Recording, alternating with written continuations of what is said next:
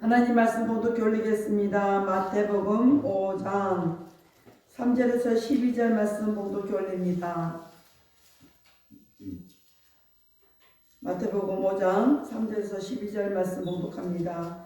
심령이 가난한 자는 복이 있나니 천국이 저희 것이며, 애통하는 자는 복이 있나니 저희가 위로를 받을 것이며, 온유한 자는 복이 있나니 저희가 땅을 위업으로 받을 것이며, 의에 줄이고 목마른 자는 복이 있나니 저희가 배부를 것이며, 긍휼히 여기는 자는 복이 있나니 저희가 긍휼히 여김을 받을 것이며, 마음이 청결한 자는 복이 있나니 저희가 하나님을 볼 것이며, 화평케 하는 자는 복이 있나니 저희가 하나님의 아들이라 일컬음을 받을 것이며, 의를 위하여 핍박을 받은 자는 복이 있나니 천국이 저희 것임이라. 나를 인하여 너희를 욕하고 핍박하고 거짓으로 너희를 거스려 모든 악한 말을 할 때에는 너희에게 복이 있나니 기뻐하고 즐거워하라. 하늘에서 너희의 상이 큼이라. 너희 전에 있던 선자들을 이같이 핍박하였느니라. 아멘. 기도합니다. 할렐루야. 아버지 하나님 감사합니다. 오늘 또 우리와 함께 하신 하나님 감사합니다. 우리의 생사여복을 주관하신 하나님, 우리에게 또한 복을 주시고자 오늘 이곳에 함께 하신 하나님 감사합니다. 오늘 종이 마태복음 5장 3절 12절 말씀을 가지고 행복하라라는 내용으로 은혜를 나누고자 합니다. 종이 비록 부족하고 연약하고 입술이 우둔할지라도 오늘 이 시간 종의 입술을 들어 사용하여 주옵시고, 종의 입술이 진리의 말씀, 생명의 말씀을 주어서 그 말씀을 종의 입술을 통해서 증거될 때에 그 말씀을 받는 자들은 온전한 하나님의 말씀으로 받게 하여 주옵소서. 사람의 말, 종의 말로 받지 않게 하옵소서. 오늘 또 깨닫는 은혜 주실 줄 믿사오며 우리 주 예수 그리스도 이름으로 감사하며 기도하옵나이다. 아멘. 오직 예수님밖에 없습니다. 우리를 구원하실 분도 예수님 한 분밖에 없습니다. 주 예수님의 평강이 여러분에게 영원토록 함께 하실지어다. 아멘. 우리 베드로의 신앙 고백합니다. 예수님 당신은 그리스도시요 살아계신 하나님의 아들이십니다.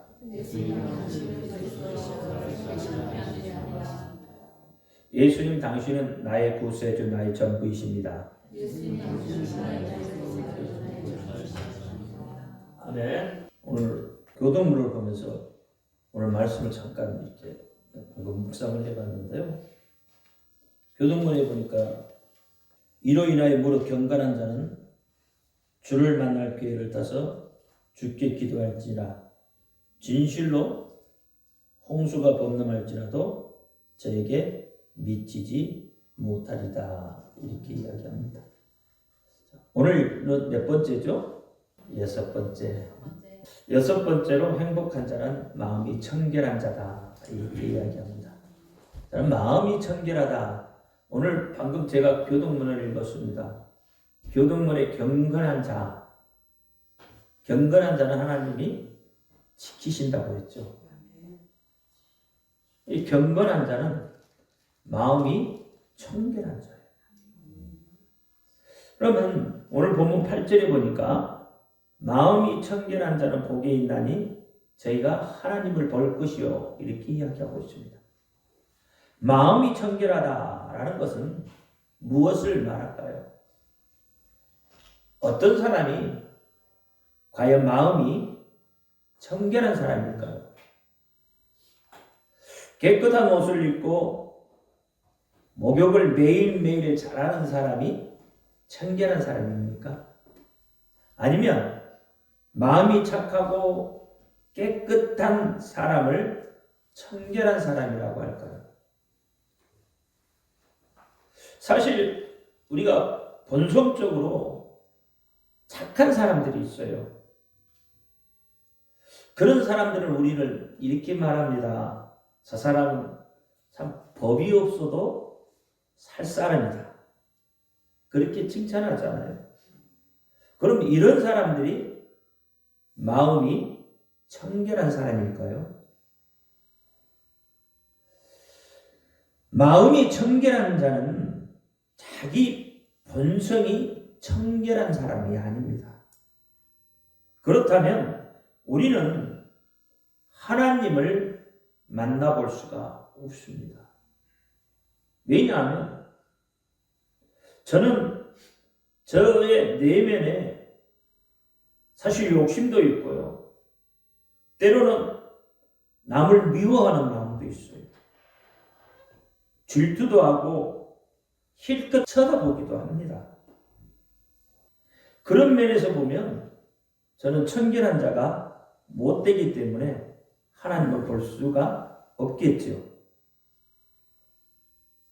자기 양심이 청결한 자를 청결하다 말하는 것도 아닙니다. 하늘과 땅을 향해 1점 부끄럼이 없는 자를 말하는 것이 아니다 이 말입니다. 제 내면에 감추어진 부끄러운 점이 얼마나 많은지 모릅니다. 그렇다면 나는 하나님을 영원히 볼 수 없는 그런 존재가 되고 마는 겁니다. 저만 그럴까요? 여러분은 어떻습니까? 여러분은 하늘과 땅을 향하여 한 점 부끄럼이 없으시죠? 그래서 언제든지 나는 하나님을 볼 수가 있어 라고 말하죠. 그래서 때때로 예배를 빼먹기도 하고 가끔 생각나면 말씀 몇 구절 읽고 나 오늘 성경 읽었어 만족해 하고요. 찬양도 대충 흥얼거리다가 이것이 소리를 내는 것인지 안 내는 것인지 몰라도 좋고 틈틈이 기도해도 하나님을 배울 수 있는 마음을 가진 사람들이라 저는 여러분들이 더 얼마나 부러운지 모릅니다. 하늘과 땅을 향해서 1점 부끄럼이 없는 자가 청결한 자는 아닙니다. 옛날에 비누가 처음 나왔을 때 우리 선조들은요, 다시 말하면 선비들 중에 어떤 사람은 비누를 잘라서 먹었다고 해요. 비누가 무엇이죠? 옷을 빨 때 쓰고 머리를 감을 때 목욕을 할 때 깨끗이 씻어내기 위해 사용하는 게 비누예요. 그런데 선비들이 그것을 몰라서 비누를 잘라 먹었겠느냐 말이에요. 옷을 빨기 전에 먼저 마음이 깨끗해져야 한다고, 더러운 마음을 깨끗이 씻어내야 한다고 비누를 잘라 먹었어요. 여러분, 비누를 잘라 먹는다고 해서 마음이 깨끗해지나요? 비누를 잘라 먹는다고 해서 마음이 청결해져요? 오늘날로 말하면 여러분 퍼포먼스를 하신 것이죠. 그럼 이 선비들이 이 같은 퍼포먼스를 왜 했겠습니까? 그들의 마음이 여러분 혹시 느껴지시나요? 그만큼 청결해지기를 원했던 것입니다. 이들에게 어떤 이념이 있어서 그랬겠습니까? 아닙니다. 이들은 부귀공명에 마음이 더러워질까 봐 그렇게 했던 거예요. 오늘날 정치인들은 옛날 그 선비들의 그런 기상이 없어요. 오로지 정치적인 이념, 거기서 함몰되고 자신들의 부귀공명에 참여를 할 뿐입니다. 민생을 외치지만 민생이 없어요. 국방을 외치지만 국력이 쇠해지고, 경제를 외치지만 경제가 파탄나도 자기는 다 잘했다는 거예요. 저는 이런 자들에게 좀 비누를 나눠줘서 좀 잘라 먹으라고 하고 싶어요. 비누보다 더 거품이 잘 나는 여러분 샴푸를 먹여야 되는지 모르겠어요. 저는 정치를 잘 모릅니다. 잘 알았다면 정치를 했겠죠. 그런데 말입니다. 정치는 마음이 깨끗한 자가 해야 국민이 잘 사는 겁니다. 부귀 공명을 쫓는 자는 악해지는 거예요.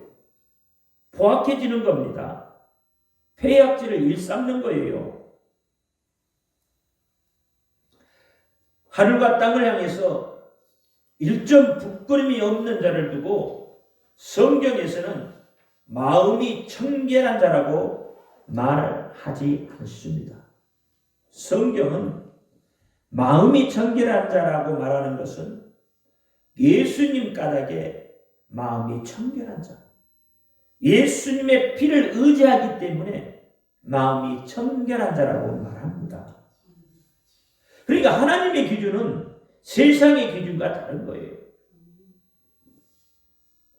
세상의 기준은 마음이 착하고 선하면 그게 청결하다고 하지만 하나님의 기준은 그렇지 않아요. 하나님의 기준은 어디에 있어요? 예수께 있다는 말입니다. 그래서 로마서 8장 7절에 보면 육신의 생각은 하나님과 원수가 되나니 이는 하나님의 법에 굴복지 아니할 뿐더러 할 수도 없다 이렇게 이야기하는 거예요. 우리가 잘나서 하나님을 볼 수 있는 게 아니에요. 예수님 때문에 하나님을 볼 수가 있는 것입니다.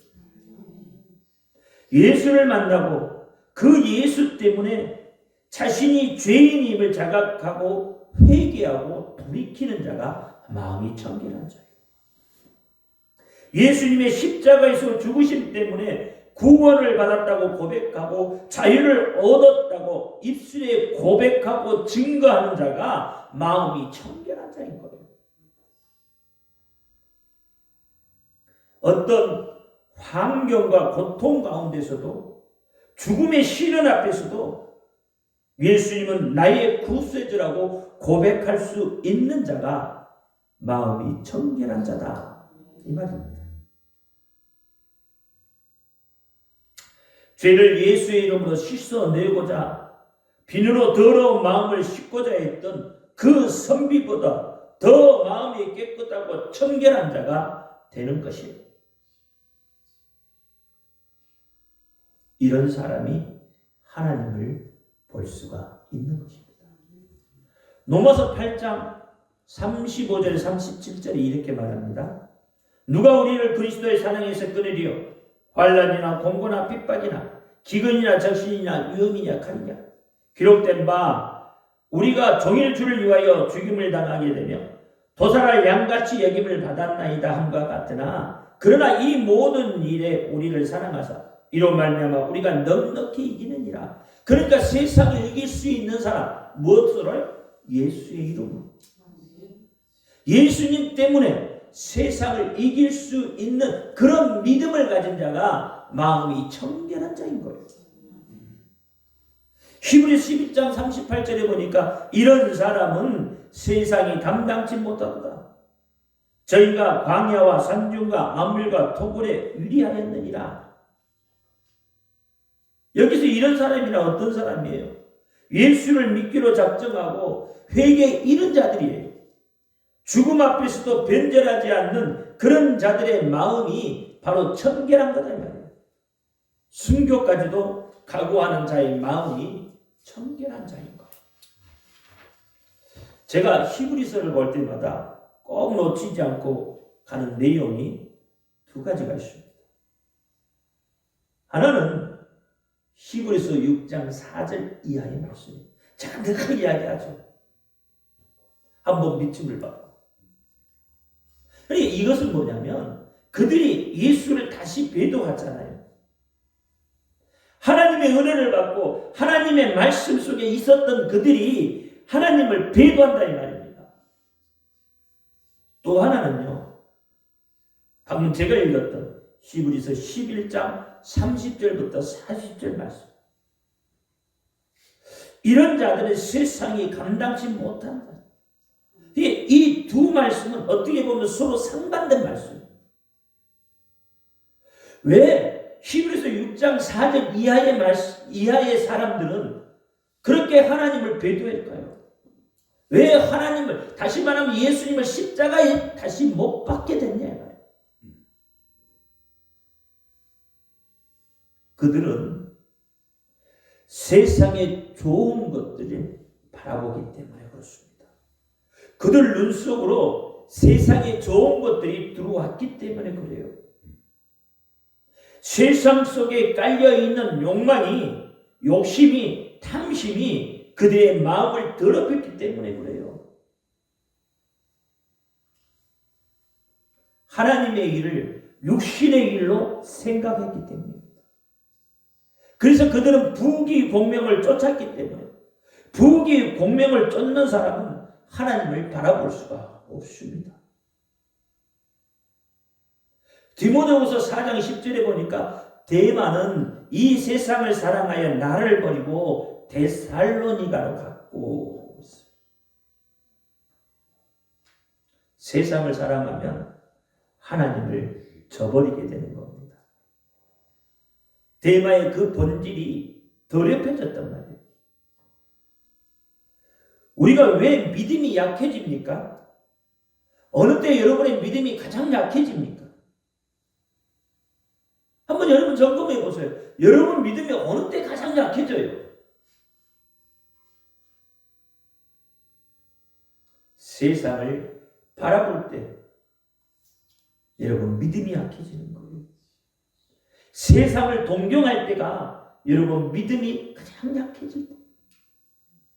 세상을 바라보면 때가 묻을 수밖에 없습니다. 때가 묻으면 변질되고 배도하는 거예요. 세상을 바라보면 여러분 원망이 나오고 불평이 나오게 되어 있어요.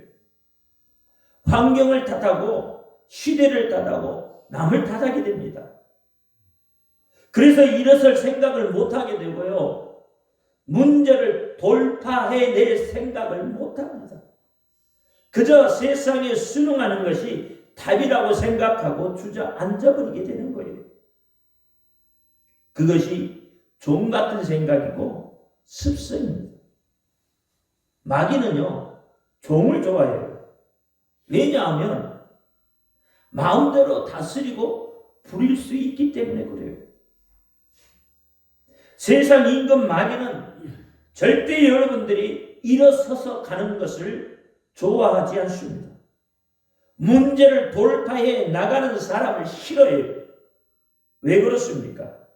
그것은 자기를 향한 도전이라고 보기 때문에 그래요. 캄보디아의 킬링필드에 대해서 여러분 잘 아시죠? 인구 4분의 1을 죽였던, 정말 왜 그랬을까요? 북한의 김정은이는 왜 측근들을 숙청을 합니까? 왜 공산주의 국가는 그렇게 무도할까요? 반기를 들 수 있다는 생각 때문에 그렇습니다. 기어오르면요, 여러분 힘들어진다는 거예요. 자기가 갖고 있는 그 권세, 그 자리가 위협을 받는다고 생각하기 때문에 그런 거예요. 그러면 마귀에게는 어떤 방법이 가장 좋은 방법일까요? 여러분이라면 어떤 방법을 쓰시겠어요? 애초에 싹을 잘라버리는 것이죠. 그냥 주는 것만 먹고 살라는 거죠. 그래야 정권을 유지할 수 있다고 생각하죠. 마귀도 마찬가지입니다. 일어설 수 없도록 좌절하게 만들어버리는 거예요. 그래야 여러분 지배할 수 있기 때문인 것입니다. 그런데요, 마귀가 지배할 수 없는 사람이 있어요. 어떤 사람일 것 같아요? 세상보다는 믿음의 눈을 가진 사람들이에요. 믿음의 눈을 가진 사람은 마음이 청결한 사람이에요.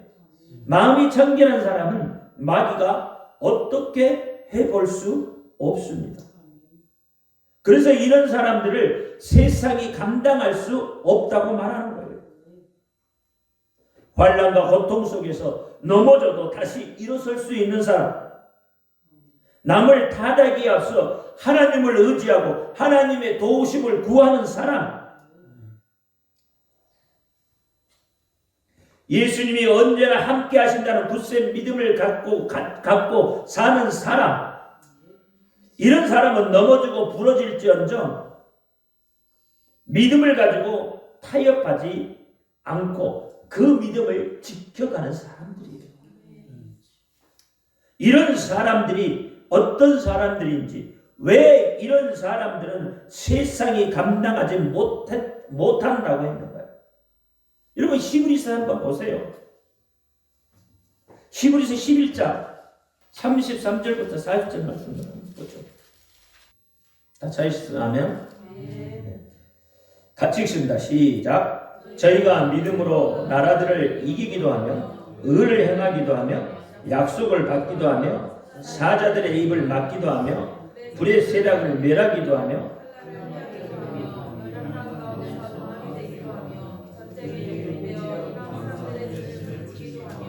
여자들은 자기의 죽은 자를 부활로 받기도 하며 또는 어떤 더 좋은 부활을 얻고자 하여 악경을 받되 구차에 면하지 아니하였으며 또 어떤 이들은 희롱과 책짓질 뿐만 아니라 결받고 옥에 갇히는 시험도 받았으며 돌로 치는 것과 톱으로 겨누는 것과 시험과 칼이 죽는 것을 당하고 양과 염소의 가죽을 입고 유리하며 궁핍과 반란과 학대를 받았으니 이런 사람은 세상이 감당치 못하도다. 저희가 광야와 산중과 암유가 토굴에 유리하였느니라. 이 사람들이 다 믿음으로 말미암아 증거를 받았으나 약속을 받지 못하였으니 이는 하나님이 우리를 위하여 더 좋은 것을 예비하셨은즉 우리가 아니면 저희로 온전함을 이루지 못하게 하려 하십니다. 마지막 시대를 우리는 살아갑니다. 이런 신앙을 여러분 소유할 수 있기를 바라요. 이런 신앙이 없으면요, 이 마지막 시대 이 환란을 이겨낼 수가 없어요. 여러분, 구약에서 정결과 부정의 개념은요, 하나님께 대한 신앙과 불신앙의 관계가 되어 있습니다. 지금까지 우리가 살펴보았듯이 신앙은, 그 신앙을 가진 자는 청결한 자예요. 청결하지 못한 자는 것은 세상에 속했으므로 하나님과 결코 화해할 수 없다는 전제가 깔려 있는 거예요. 내게 보면요, 정죄의식에 대한 이야기가 참 많이 나와요. 그 말은 하나님께 나아가려면 세상의 먼지를 털어내라는 겁니다. 청결이란 말은 헬라어로 말하면 카다로스예요. 이 카다로스는 청결입니다. 청결. 이 청결은 당시 유대교의 정결 예식에서 주로 사용된 용어인데요. 도덕적이고 종교적 의식을 행할 때 이 정결이라는 말씀을 씁니다. 따라서 유대인들은 하나님께 제사를 드릴 때도 정결, 문둥병자가 나을 때도 정결, 자녀를 낳았을 때도 정결, 모든 행위에 정결을 강조하고 있어요. 이들에게 정결이라는 것은 거룩히 구별되는 겁니다. 세상과 구별되어야 하나님께 다가갈 수 있고 하나님을 바라볼 수 있다는 겁니다. 지극히 당연한 이야기죠. 그래서 다윗은 하나님께 정결한 마음을 달라고 간구하잖아요. 시편 51편 10절에 보면 하나님의 내 속에 정한 마음을 창조하시고 내 안에 정직한 영을 새롭게 하옵소서 그랬어요. 두 마음을 품지 않게 해달라고 기도했어요. 마음이 정결하다. 정결하다는 것은 내 안의 생각과 의지를 하나님께 향하고 하나님의 뜻에 초점을 맞추는 거예요. 근데 마음이 정결한 자는 두 주인, 즉 하나님과 재물을 겸하여 섬기지 않고 오직 하나님만 사랑하고 그의 말씀대로 생각하고 행동하는 자를 정결한 자다, 청결한 자다 이렇게 말한다. 마태복음 6장 24절에 한 사람이 두 주인을 섬기지 못할 것이니 혹 이를 미워하며 저를 사랑하거나 혹 이를 중히 여기며 저를 갱히 여김이라. 저희가 하나님과 재물을 겸하여 섬기지 못하느니라 했어요. 여러분, 우리 사람들은 항상 두 마음을 품지 못하게 되어 있는 거예요. 한쪽으로 치우치게 되어 있는 거예요. 똑같이 섬길 수가 없는 거예요. 야고보서 4장 8절에도 하나님을 가까이 하라. 그리하면 너희를 가까이 하시리라. 죄인들아 손을 깨끗이 하라. 두 마음을 품은 자들아 마음을 성결케 하라 그랬어요. 히브리서 10장 22절 25절에도요. 우리가 마음의 뿌림을 받아 양심의 악을 깨닫고 몸을 맑은 물로 씻으니 참 마음과 온전한 믿음으로 하나님께 나아가자. 또 약속하신 이는 미쁘시니 우리가 믿는 도리의 소망을 움직이지 말고 굳게 잡아서 서로 돌아보고 사랑과 선행을 격려하며 모이기를 패하는 어떤 사람들의 습관과 같이 하지 말고 오직 권하여 그날이 가까워 볼수록 더욱 그리하라 했어요. 왜 모이기를 힘써야 돼요? 하나님께 가까이 가기 위해서요. 하나님께 가까이 가는 자는 청결한 자라고 말씀드렸잖아요. 그러니까 청결은 하나님께 가까이 가는 겁니다. 청결이라는 것은 어떤 형식적인 어떤 그런 것이 아니에요. 청결은 환경에 따라 변하는 것이 아닙니다. 청결은 시대의 흐름에 따라서 변모하는 것이 아니에요. 어느 때나 어느 시대든지 변하지 않고 동일한 것이에요. 청결은 믿음의 약속입니다. 청결은 예수 그리스도이시죠. 예수 그리스도를 믿는 믿음은 변하지 않는 것입니다. 그래서 예수님은 유대인들의 그 형식적인 그 전개를 깨뜨리시고 새로운 개념을 오늘 본문에서 말씀을 하고 계시단 말이에요. 형식적인 것이 아니라는 거예요. 예수님이 말씀하시는 개념의 청결은 어떤 것이냐? 형식이 아니라 믿음이라는 거예요. 마음이라는 겁니다. 참 마음, 온전한 믿음, 그리고 소망이라는 것을 말씀하고 있는 거예요. 마태복음 23장 25절 26절 이렇게 말해요. 화 있을진저 외식하는 서기관들과 바리새인들이여 잔과 대접의 겉은 깨끗하되 그 안에는 탐욕과 방탕으로 가득하도다. 소경된 바리새인들아 너는 먼저 안을 깨끗이 하라. 그러면 겉도 깨끗하리라 그랬어요. 겉과 속이 다른 거다 이 말이에요. 위선 떨지 말라는 겁니다. 마태복음 15장 11절에도 입에 들어가는 것이 사람을 더럽게 하는 것이 아니라 입에서 나오는 것이 사람을 더럽게 한다고 했어요. 사람의 속에서 나오는 것이 무엇이죠? 어떤 것이 우리 속에서 나옵니까? 마가복음 7장 21절 23절에 보니까 이렇게 이야기해요. 속에서 곧 사람의 마음에서 나오는 것은 악한 생각, 곧 음란과 도둑질과 살인과 간음과 탐욕과 악독과 속임과 음탕과 흘기는 눈과 회방과 교만과 광패니 이 모든 악한 것들이 다 속에서 나와서 사람을 더럽게 하느니라.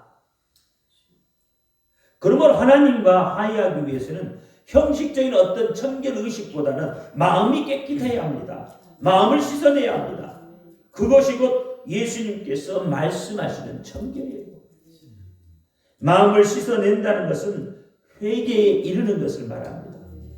회개에 이른다는 것은 곧 하나님께 나아간다는 것이고, 하나님께 나아간다는 것은 곧 용서함이고, 용서함을 받는다는 것은 하나님과 화해입니다. 하나님과 화해는 하나님과 더욱 친밀함이고, 그 친밀함은 하나님과 함께함이고요. 하나님과 함께한다는 것은 내 속에 하나님이 내재하신다는 말씀이에요. 내 속에 내재하신다는 것은 그만큼 내 마음이 청결하다는 뜻입니다. 청결하다는 것은 하나님을 배울 수 있는 것이고, 하나님을 배우면 여러분 어떤 문제가 돼요? 여러분의 삶의 문제가 해결받아요. 여러분 건강을 원하면 건강해지는 거고요. 부귀영화를 원하면 부귀영화도 하나님이 다 주시는 거예요. 그것이 하나님 안에서예요. 하나님과 함께 할 때, 하나님이 내 속에 내주에 계실 때, 예수님이 내 안에 계실 때, 성령님이 내 안에 계실 때 이루어지는 것이다 이 말이에요. 그 사람이 바로 청결한 사람이에요. 그런 사람에게 세상에 문제될 게 뭐가 있겠습니까?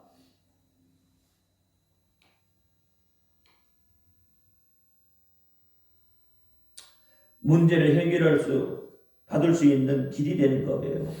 방법이 되는 것입니다. 그래서 믿는 사람들은요, 여러분 행복해질 수밖에 없는 거예요. 삶의 문제가 해결을 받으면 여러분 행복하잖아요. 이 행복은 믿음의 사람들만이 가질 수 있는 거예요. 믿음의 사람들만이 이 행복을 가질 수 있는 특권인 거예요. 예수님의 피를 의지하고 예수님의 이름을 의지하는 것입니다.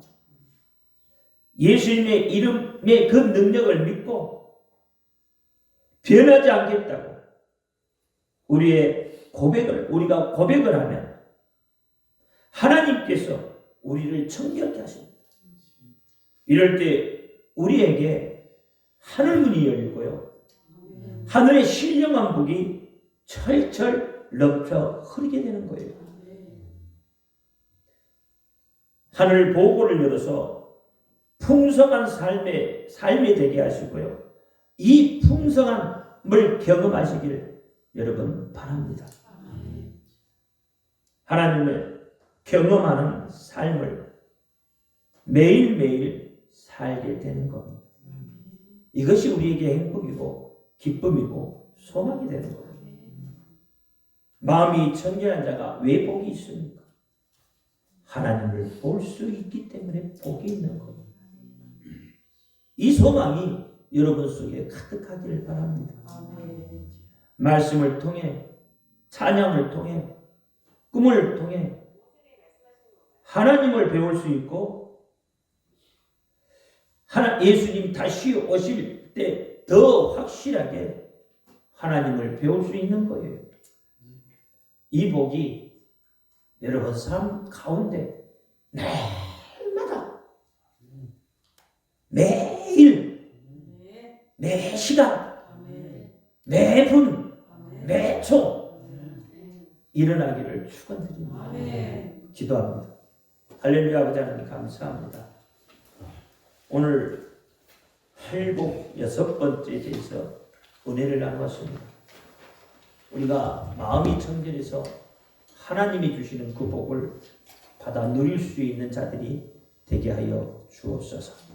예수 그리스도 이름으로 감사하며 기도하옵나이다. 아멘.